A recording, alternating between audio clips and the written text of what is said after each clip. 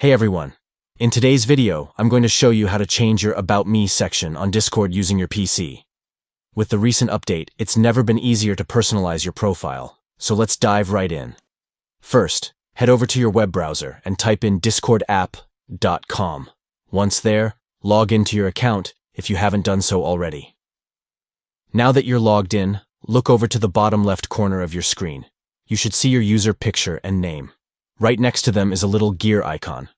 Go ahead and click on that. This will take you to your settings page. Once you're on the settings page, find the section titled My Account. Here, you'll see an option that says Edit User Profile. Click on that to open up your profile settings. Next, scroll down the user profile page until you reach the bottom. You'll find the About Me text box, where you can update some information about yourself. Feel free to express your personality and share what you love. After you've made your changes, don't forget to save. Look for the Save Changes button and click on it to ensure all your updates are stored. And that's it. You've successfully updated your About Me section on Discord. Now your friends and fellow users can learn more about you at a glance.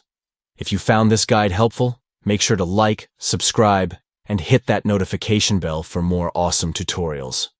Thanks for watching, and happy chatting on Discord.